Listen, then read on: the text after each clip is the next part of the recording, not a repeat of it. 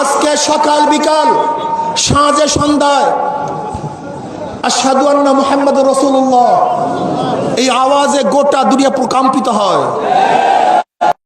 মসজিদের মনির থেকে মিনার থেকে এই আওয়াজ ভেসে আসে। মুহাম্মাদের নাম যত জপি আমাদের কাছে মধুর মতো লাগে। মুহাম্মাদের নাম উল্লেখ করলে কলিজার মধ্যে শান্তি অনুভব হয়।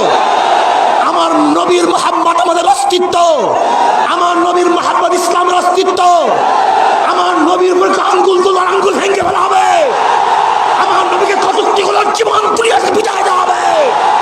আমার নবীকে কেউ কটূক্তি করলে দুনিয়াতে থাকতে দেওয়া হবে না। তুমি ভেবেছ ভারতের এতগুলি অস্ত্র আছে, এত সৈন্য আছে, এত কামান আছে, তাদের সাথে যুদ্ধ করে আমাদের টিকে থাকার কোনো সুযোগ নাই, কোনো যুক্তিকতা নাই। আমরা বলবো ওদের কামান আছে, ওদের বিমান আছে, ওদের রাইফেল আছে, ওদের সৈনিক আছে, ওদের মধ্যে ঈমান নাই, লা ইলাহা ইল্লাল্লাহ হুঙ্কার ওদের মধ্যে নাই। হযরত শাহ জালাল ইয়ামানী রাহমাতুল্লাহ আলাইহি যে আল্লাহু আকবারের ধ্বনি দিয়ে গৌরকাবীদের তক্তস্থান ধ্বংস হয়ে ফেলছেন, আমি বিশ্বাস করি আল্লাহ যদি হুঙ্কার দিতে পারি দিল্লি সমস্ত রাস্তা তসনস হয়ে যাবে ইনশাআল্লাহ।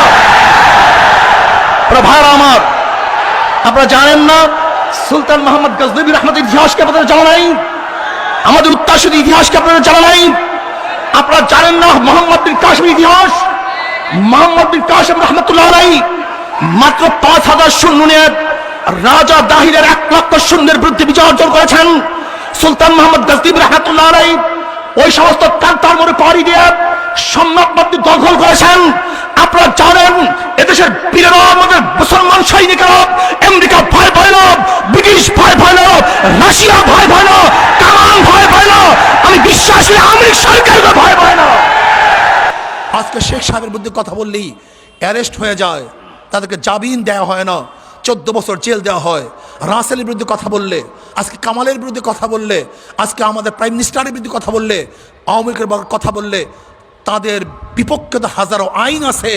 কিন্তু সরদার দো আলম সৈয়দুল আম্বিয়া মুহাম্মদ আরবি আলাইহিস সালাতু ওয়াস সালাম কে কটূক্তি করলে আজকে 92% মুসলমানের দেশে কোনো আইন নেই, কোনো আইন নেই।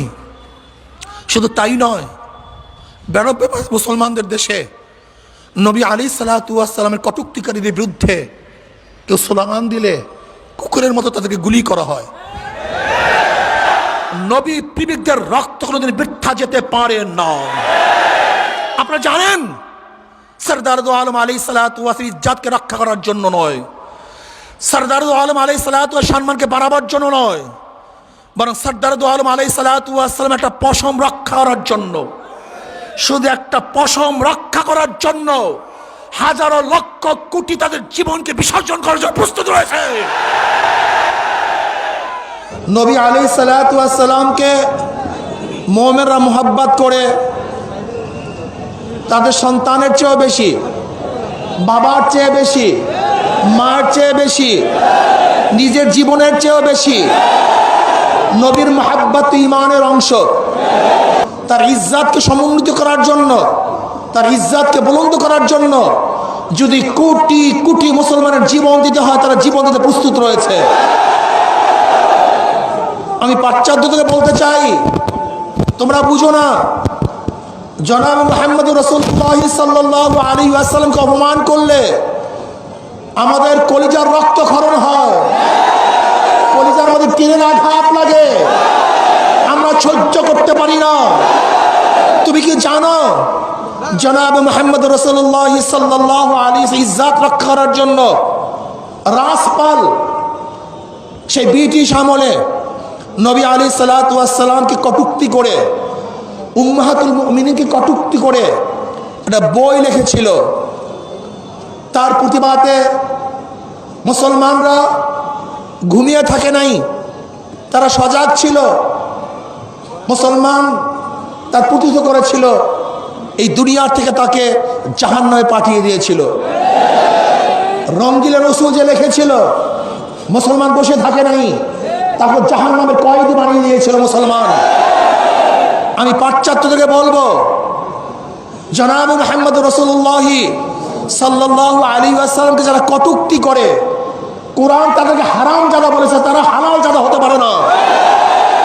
যুগে যুগে যারা আমার নবীকে কটূক্তি করেছে তারা হালাল জাদা নয়, তারা হারাম জাদা।